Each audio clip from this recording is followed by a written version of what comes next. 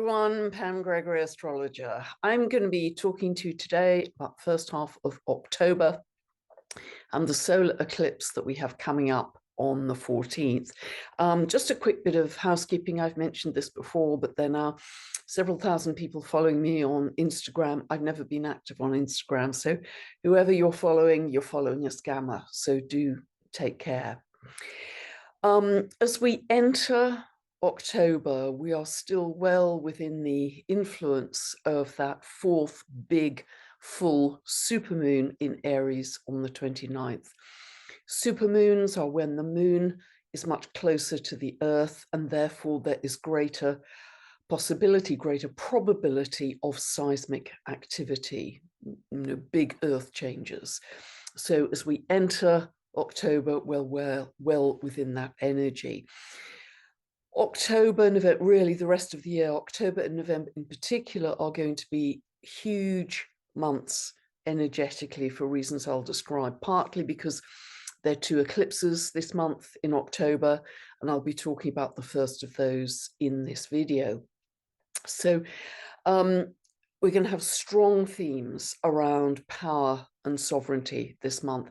And indeed, even when Pluto moves into Aquarius at the end of January, 24th of January, issues around freedoms, human rights will still be running. But certainly these next few months are going to be dramatic. They're going to be fast moving. They're going to be eventful, partly not only because of the eclipses, also because, as I'm going to be talking about in a moment, Pluto is moving stationary direct.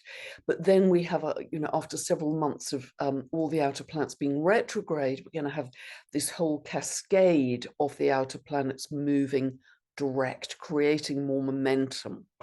So Pluto will move forwards on the 10th, Saturn moves forward on the 4th of November, Neptune moves forward on the 6th of December, and Uranus moves forward, I think it's the 27th of January next year. So this whole kind of waterfall of a shift towards forward motion. So that will create more events in our world and in our lives. And we really are going through a radical review, personally, collectively, radical review and change this year. And it's particularly this year because this is the year that Pluto is square to the nodal axis, this vice that we've been in all year, which is really all about collective choice.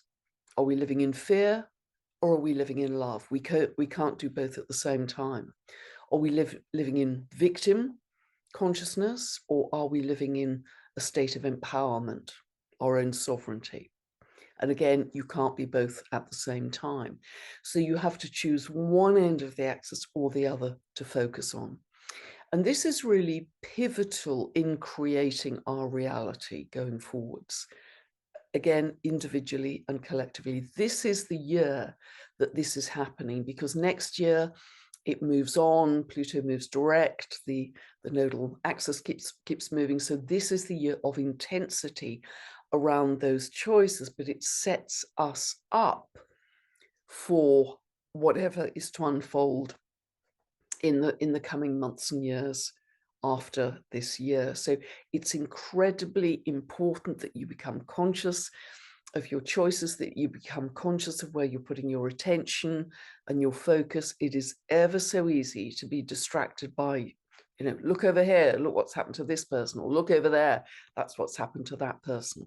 Stay on track with your vision. I'll be talking more about that as we move through this, but we are going through a process where sometimes Pluto will strip us down to the core. The analogy I use for Pluto transits is that it's like a tree that dies in a wood, falls, rots down, and ultimately creates new soil. But it's a process of death, transformation, and rebirth. And in that sense, it's very much a creative, a regenerative process, but nevertheless, it can be a little bit tough on the way in if Pluto is aspecting any of your planets or angles.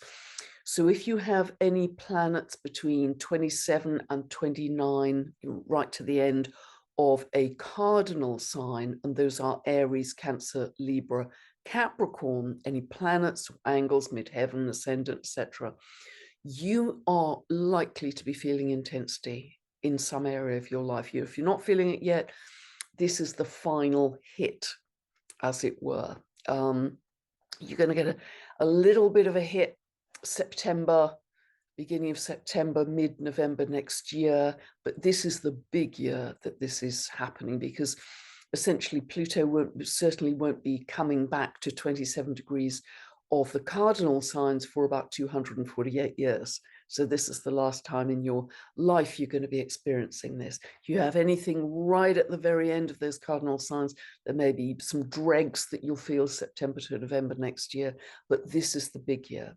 So what does that do? It really forces us to look with honesty at our relationships, at our behavior patterns, at our life, depending on where Pluto is moving in your chart in late Capricorn. So if you don't know what I'm talking about, you can download a free birth chart from my website, go to this link below, get a 2-part video series that will take you from 0 to understanding where these points fall in your chart and what it means for you. So wherever Pluto is moving in 27 to the end of Capricorn, there is going to be perhaps some radical change, a review of your thinking around that, a review of your values, certainly a big review around relationships. That's coming up strongly this year, of all kinds, relationships of all kinds.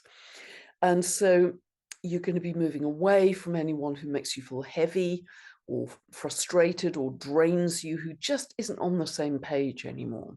You're going to be ultimately living much more authentically and honestly. It's kind of streamlining, it's a kind of strip down, if you like, in your energy, like a feng shui process, simplifying, focusing. Who are you now? Because we are all being upgraded with these high frequency energies from the solar flares, the surges of photonic light. And we are not the same people that we were even a few months ago, and certainly not 3 years ago by a mile. So who are you now? Who are you? Do you have a clearer sense of purpose? Do you have a clearer sense of passion? And maybe relationships that you've had for a very long time, friendships, romantic relationships that you thought would be in your life forever, are up for review right now, or those people, for whatever reason, move out of your life.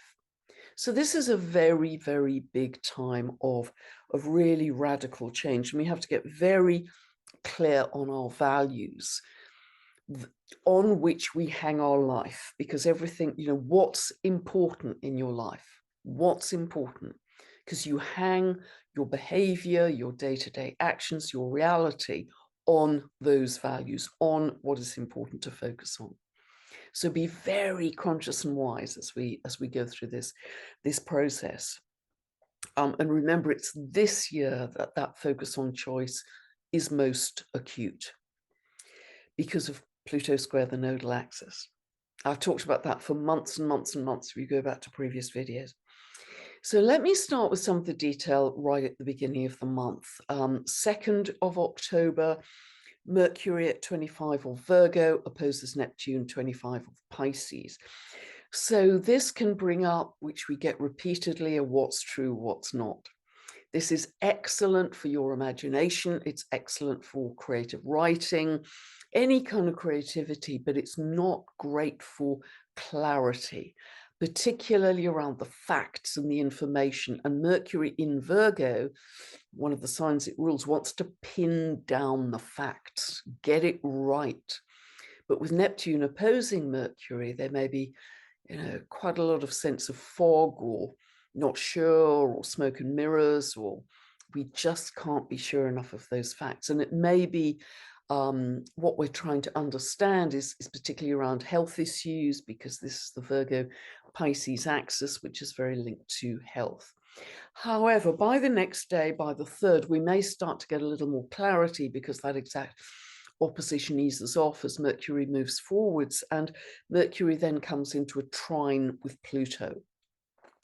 So we can get a little more focused, a little more clear, and And this is very good, actually, for research, for digging deep and sussing other people's agendas. Sussing other people's agendas, Mercury still in Virgo, around the facts, the detail, the information.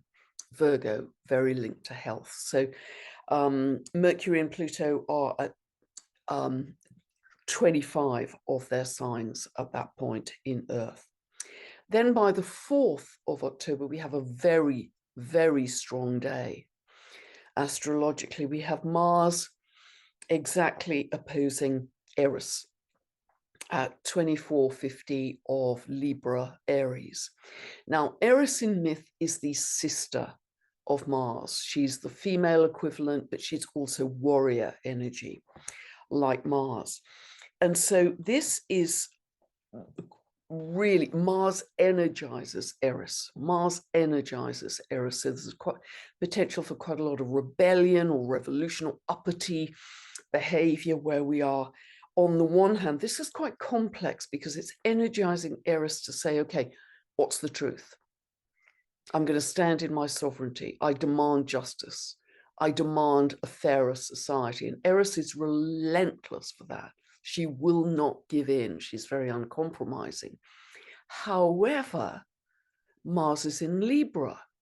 And Libra we're going to be talking about a lot in this video because Libra tends to be much more easygoing. It's the sign of compromise. It's the sign of people pleasing, of compliance, of don't rock the boat, keep everything harmonious.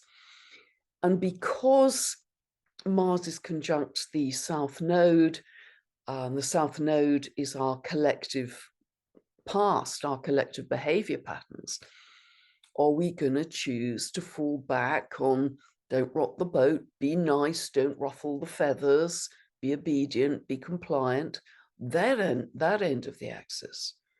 Or are we going to choose Eris conjunct the North Node? Eris is very tightly conjunct the North Node, as you'll see in a moment when we look at the chart. And this is the month where that is really acute. So the North Node is our future collective destiny, where we are supposed to head collectively for our soul's growth. And Eris is conjunct it. Eris has been conjunct it for months and will continue to be for the rest of the year. But this is a very tight place right now, a tight conjunction for Eris and the North Node. And so this is encouraging us to stand up for sovereignty and our individual rights and freedoms very strongly. Big, big theme.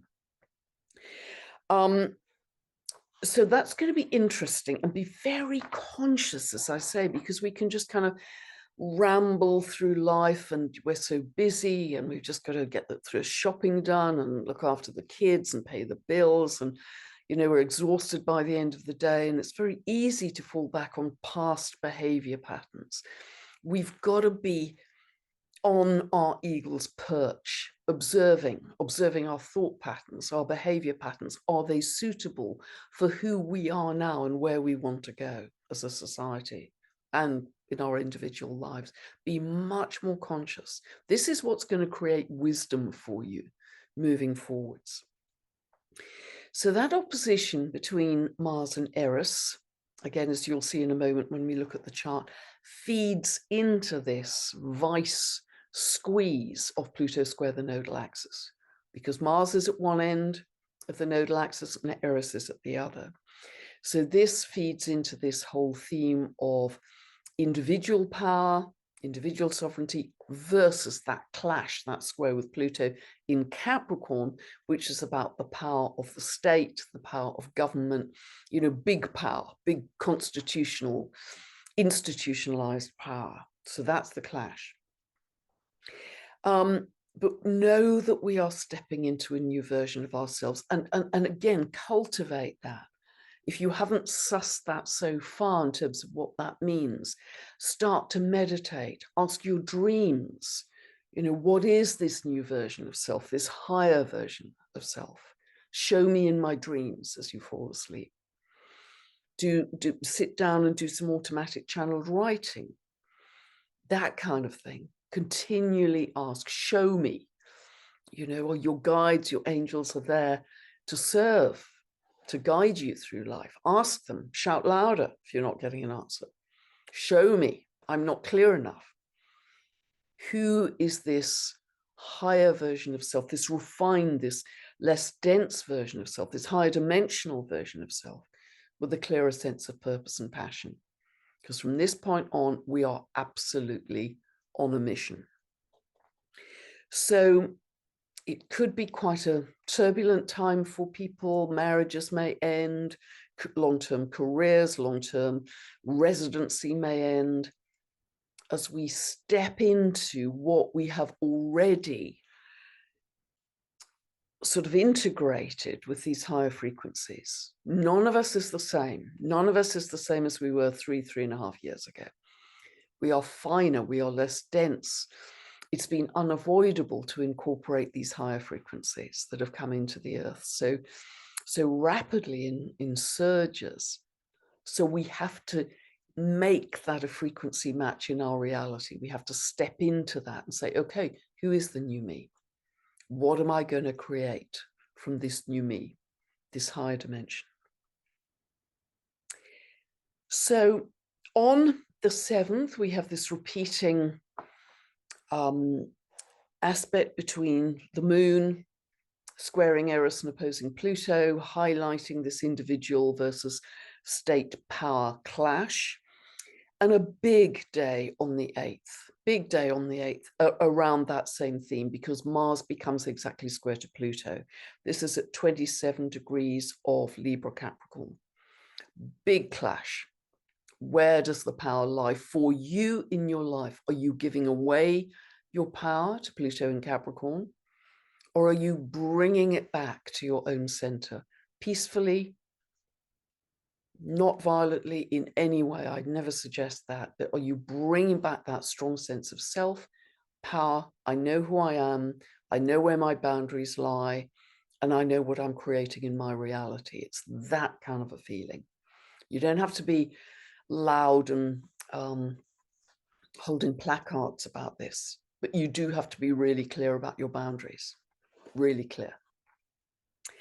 Then on the 10th, we have the Pluto going stationary direct. Now, this is a big deal because we're really going to feel that.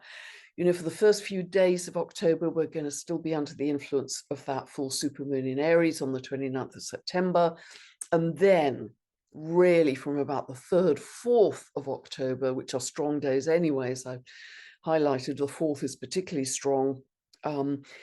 We are going to be feeling Pluto moving stationary direct. It's like this huge ship, this huge liner, which slows and slows and stops stationary and then very slowly starts to move on in a different direction. So we, the symbolism, as I've always said, is always magnified, amplified of the symbolism of the planet that is changing direction. So here it's about control, it's about power, it's about transformation on every level, individual and collective. This is huge. So this is going to be the last time. This is at 27 degrees, 53 minutes of Capricorn. And this is the last time, as I've mentioned, that it is going to be at this point for another 248 years. Last time in your lifetime. So check closely in your chart and see what it's doing, because it will be doing something, even if you don't have a planet or an angle there. But if you do have planets and angles between 27 and the very end of the cardinal signs, Aries, Cancer, Libra, Capricorn, between now and the end of January, particularly 24th of Jan, Pluto starts to move back into Aquarius, there could well be a sense of letting go of the old, a death of the old, really, and a stepping into a transformation into the new. And it can feel quite raw in a way, but in another way, it's all about your empowerment. Pluto transits are always ultimately about your empowerment. So, and this, because it's Pluto stationary direct and still squaring the nodal axis, you know, all the points I've made about choices, I think because you have to choose either end of the aspect, victim, victim or empowerment, fear or love, that is producing, I've been talking about this since the end of 2019. If you go back in my videos at the end of 2019, I was talking about the fork in the road at that point, just a few months before we got into everything that happened in early 2020. And so the two broad collective timelines are very, very clear right now, and they're highlighted by this Aries Libra axis, actually. So one end is more compliant. The Libra end is more compliant and more obedient, and all that follows from that. And the other end of the axis, if you choose that, has this greater sense of sovereignty and empowerment. So choose wisely. As I say, this vice-like grip eases off as we get into next year. So this is your karmic choice point, I want to say. It could not be more important. And although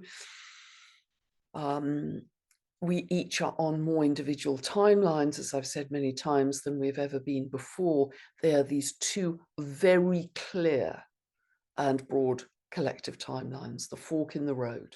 This is it. This is the time. So with Pluto stationary direct, we could be involved in, as with all Pluto transits, for the first half of the month. And this is running straight into the solar eclipse I'm going to be talking about. Power plays, manipulation, control, either in your own personal life or out in the world. Power being very apparent, and greater attempted control on populations, that being really, really clear. More really big, scary things coming down the road, and just remember to see those as it's another one of those. I could not state that more clearly, because that will change your attitude. So this is beginning this whole cascade, as I say, of the outer planets moving direct, and that's why we're going to feel more dynamism, see more events in the world, more momentum. So let us look now at the solar eclipse that's coming up, because I'm going to share my screen at this point.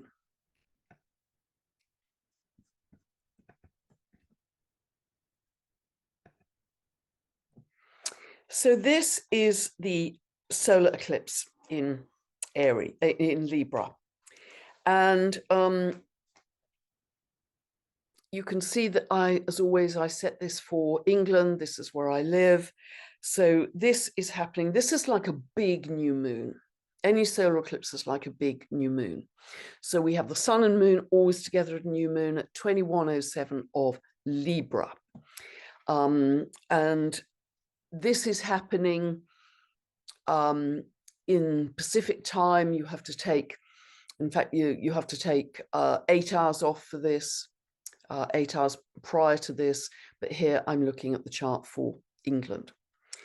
And this is not a total solar eclipse, it's what's called an annular solar eclipse. So that word comes from the Latin annulus, which means a ring.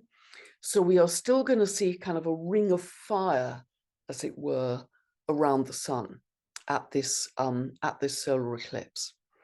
But it's going to be strong, because we have a lot of cardinality here at this time. And so eclipses tend to be like wild cards. They're a little bit like Uranus transits, because unexpected things could happen, things can come out of the blue, very shocking, very surprising, and the changes are usually permanent that we experience at this time. Now, if 21 of Libra is falling close to your own sun, SUN, or your midheaven, then you could be in some way jumped into prominence or given an opportunity that comes out of the blue, as you're suddenly promoted in some way, made more visible. If it's conjunct your ascendant, then it could be, if you're available for it, bring in a new relationship. So there's something new. It's a big new beginning. So don't forget to set a new intention for this solar eclipse. See which house 21 of Libra falls in for you. Set a new intention for the seed that you want to plant in your life. Now, again, all the themes I've talked about here, I've talked very clearly and loudly already, actually for months and months, of Pluto squaring this nodal axis. Pluto at 27, square to this nodal axis. Now, the south node isn't usually shown, but it's always opposite the north node at 25 here. And there's a slight difference between the mean node and the true node. True node, I think, is at 2444 of Aries, but I mean, they're within minutes of each other. Eris is just falling off the edge of the chart here at 2444 of Aries, so incredibly tightly conjunct that north node. Now, I just want to say also, before we dive into this solar eclipse chart, that, and I'll put the link below, a year or so ago, I did a whole video on the Pluto return for the US, because this transiting Pluto is coming back to the so-called natal Pluto in the US chart exactly by degree, 27 degrees. It's not quite by minute, because I think the natal Pluto in the US chart is 2732 minutes, but nevertheless, it's exact by degree. So what does that mean? Well, again, the video below will give you a lot more information, but for sure, this, because Pluto in the house of that US chart, and the US chart is set for 4th of July, 1776, 10 past 5 in the afternoon, Philadelphia. That was the signing of the Declaration of Independence. It's the chart that most astrologers use for the US. It's in the second house of the US chart. So the second house is linked to the economy and the finances of the chart of that country. And it's interesting that the second eclipse in October is in Taurus. And that is the last time we're going to have an eclipse in Taurus for certainly another 9 years. That's a financial sign.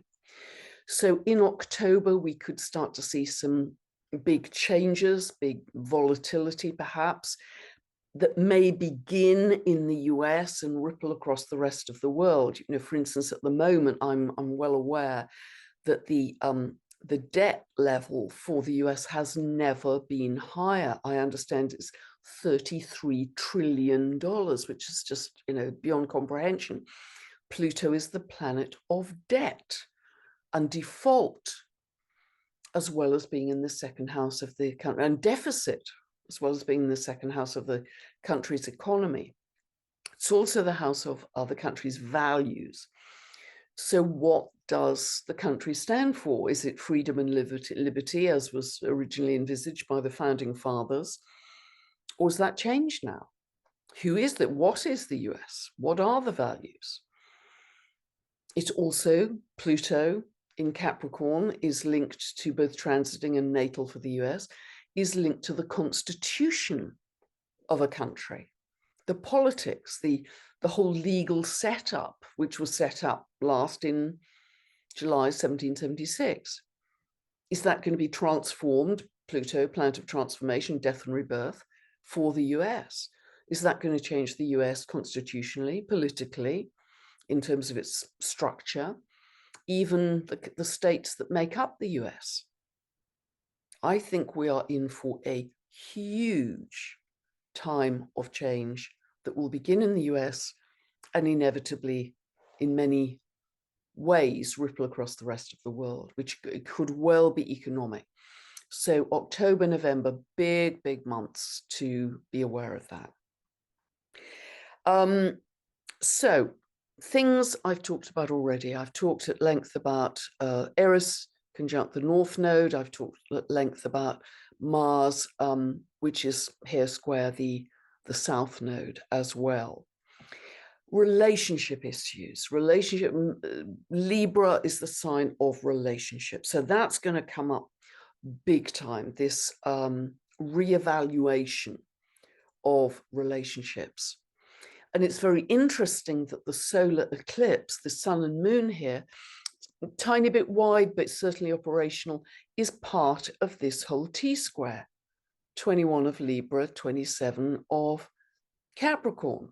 So it's feeding into this whole T-square along with Eris and along with Mars. Incredibly powerful.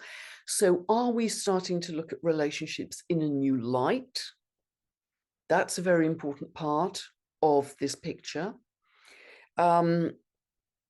Another thing, we may be, as well as these themes of sovereignty and power, and Eris being very uppity and the feisty street fighter, and she will be absolutely uncompromising for truth, justice, and honesty, a fairer society.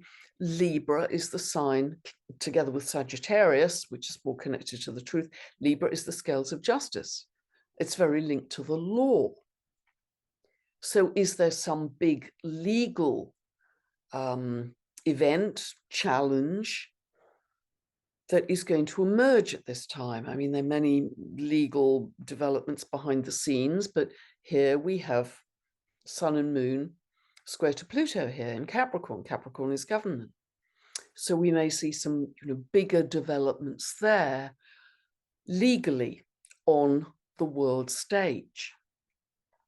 And what could they be about? Well, this solar eclipse, this Sun and Moon 21 of Libra, they are actually incredibly tightly square to the original 12th of January 2020 conjunction between Saturn and Pluto in Capricorn, 12th of January 2020. And we all know what kind of flowed from that point on. So is this new beginning, solar eclipse, in some way related to that? Because in addition, we have the Sun and Moon, the solar eclipse, opposing Chiron. And Chiron is to do with, woundedness or illness, sickness, that kind of thing. And it is indeed exactly by degree opposing Mercury as well. So are there going to be some new information, new facts, new information, new detail, Mercury, about the wounding, the illness, etc., but equally new ways, because new moon, new ways of healing? And is this whole solar eclipse going to be shining a new light on all of that? I think that's very interesting to contemplate. That's really reinforced by Uranus, planet of earthquakes, volcanoes, seismic activity, political, financial earthquakes, volatility of all kinds. It's also the planet of awakening, the planet of truth, is in a very tight quincunx 150-degree aspect to the solar eclipse. So this is about reinforcing Eris's theme of rebellion, revolution, could bring in some new galactic information, galactic news, but it's very much the planet of awakening. And in the light of this new moon, big new moon solar eclipse, are we going to see things in a different light and as a result take radically different action moving forwards? Because solar and lunar eclipses tend to jump us back on our path of destiny if we've strayed. They can alter our course of action. And my goodness gracious, Pluto square the nodal axis, and Mars and Eris and solar eclipse can radically change what has been our direction in the past to our direction going forwards. Because Pluto is changing direction as well, just 4 days before this solar eclipse. Other things to point out, Homer has just recently tipped into Scorpio here, 018 of Scorpio. So very tightly conjunct Mars. Mars is going to energize Homer. And so Homer, very linked to the new earth, regeneration, creativity, regenerating self, regenerating nature. So Mars is going to pour a lot of energy into those themes of earth, nature, etc. Also regenerative medicine. Also Scorpio is very linked to cleaning up toxicity. And that this could be linked to the seas, because Scorpio is a water sign linked to toxicity. But also Mars has just moved into Scorpio on the 12th of October, and it stays in that sign. Remember, it's the ancient ruler of Scorpio. It stays in that sign until the 24th of November. It is going to be digging deep into secrets, digging deep into secrets. Mars needs to get to the bottom of things in Scorpio. Again, uncompromising, won't give in. These could be secrets in Scorpio, which are long repressed. They're to do with things that are, underhand, underground. It could be big money. It can be criminal money, situations like that. But Mars is going to dig them up. And that's linked to the themes of, Uranus aspecting this solar eclipse, and really Pluto moving through the very last degrees now of Capricorn. Pluto's purpose has to be to reveal anything that is not for our highest good when it is moving through particularly the last degrees of a sign. Capricorn here is government, corporations, institutions. So we have some very clear themes here. So that is going to be, I think, quite dramatic in revelation and disclosure. So we shall see what unfolds. Another aspect just to pick up here is that Saturn is opposing Venus in Virgo. And the sort of literal translation here is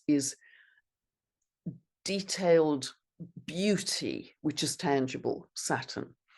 So this is excellent for if you're working on any kind of creative project, which is working with tangible materials. So this could be, pottery, ceramics, it could be sculpture, that kind of thing, even tapestry or weaving, where the detailed beauty and making that real, Saturn. So it's really excellent for that. The other aspect of that is it makes you, again, look at relationships in a much more pragmatic and realistic way. We kind of lose the pink fluffy clouds and the romance. It's a much more honest appraisal of romantic relationships. And is this really a true reflection of me? It can also be slightly depressive for wealth, finances, because Venus is linked to wealth and currencies and finances and banking. So it can have a slightly depressive effect on that. And remember, as I say, we're going into that lunar eclipse in Taurus in the second half of the month. So there's a theme emerging clearly here too. Now, I haven't put it in, but the galactic center is at 27 of Sagittarius, and Vada, dwarf planet Vada, is at 25 of Sagittarius. So Neptune will be in a long-term square to those. I've mentioned this in the last couple of videos, and a long-term square to those, not only this year, but all of next year. So this is about shifting us into our intuition, those higher perceptions, finer perceptions. Rely on your intuition much more. Come back to self. Come back to you. Can you, again, use your dreams? Can you use dowsing, using a pendulum? Can you use child writing? Whatever, can you, the sway test?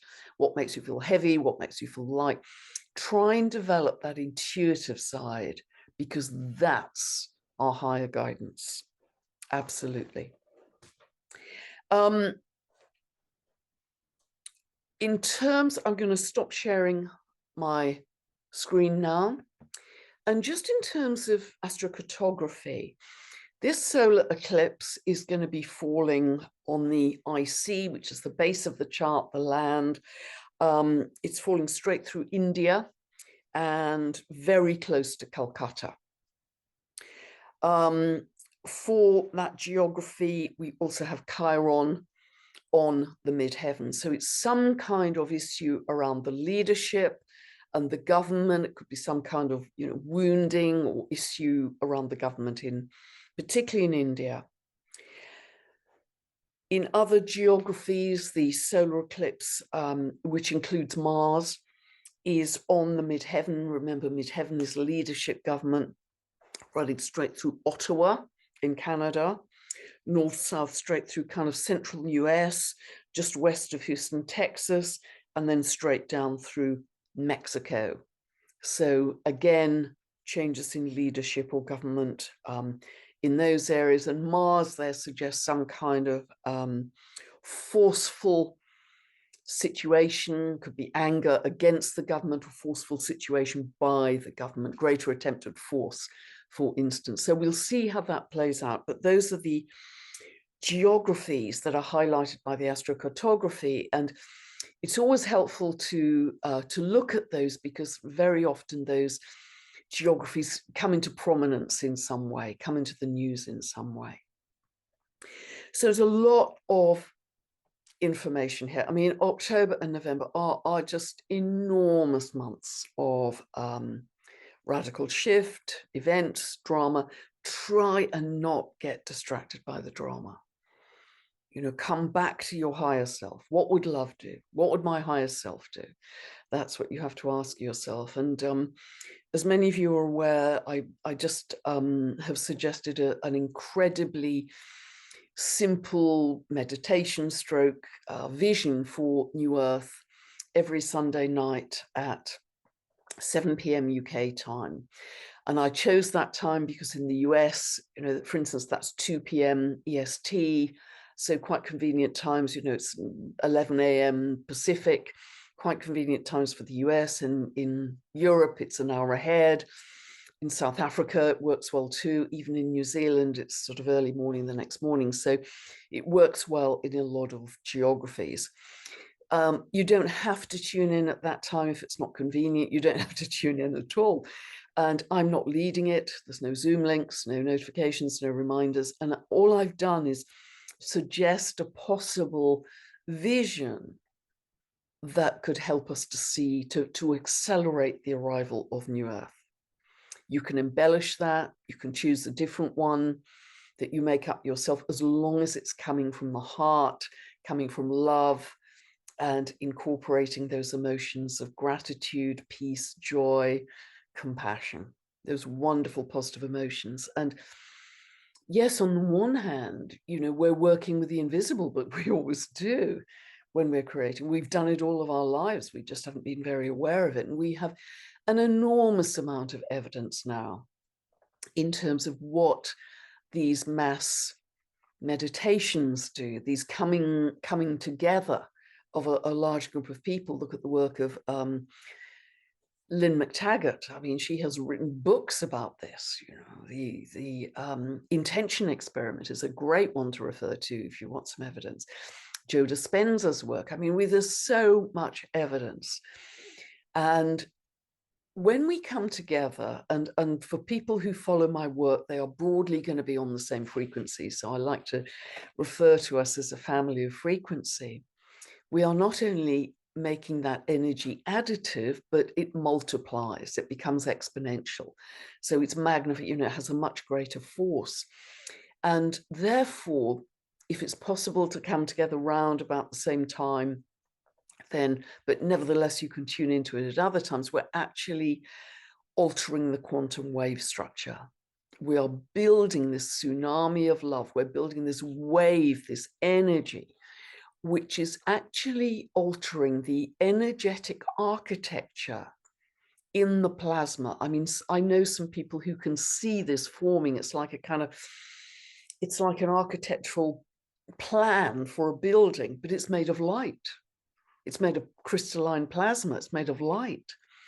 And when a lot of people focus on it, that energetic, that architect's plan of light, if you like, gets stronger and firmer and tips into manifestation much more easily as a very positive expression in our realities. So we are literally changing the energetic architecture in the crystalline plasma before it becomes manifest, before it becomes matter, before it becomes an experience. So yeah, you may think we're working with the invisible. Yeah, absolutely. But we're pulling it out of the quantum soup with a vision that's incredibly loving. And to me, all that New Earth is, it isn't a different place. It's simply an expanded consciousness. And in that expanded consciousness, when more and more of us will start to access it, we can feel the energies are finer. We're tuning into nature in a finer way. We're becoming more telepathic. We are aware that we may want to eat less or more plant-based food. We are aware of our healing abilities in a stronger way. We're aware of becoming the oneness, the flow of nature. And we're losing this sense of separation and division. And when we do that, we'll move away from it's all your fault, it's not mine, polarity, tit for tat, right and wrong, left and right, black and white. And we move into this flow of oneness, because ultimately, I believe that the universe is one consciousness. It's one flow of living consciousness. That's where we're headed. And when we can start to, in these really simple ways of coming together with that simple vision, that simple meditation, we may start to get a sense of this entire universe is one living and loving consciousness, which gets to be very exciting. So I hope that's helped you. A lot in there as always. And if you like my information on my books, my newsletter, my teaching videos, just check out my website, pamgregory.com, and I'll be back soon with another power-packed update for the second half of October and the lunar eclipse in Taurus. God bless, and thank you for all you do, and thanks for all, the love I know that you send my way. So it is immensely, immensely appreciated. God bless. Thank you for listening. Bye for now.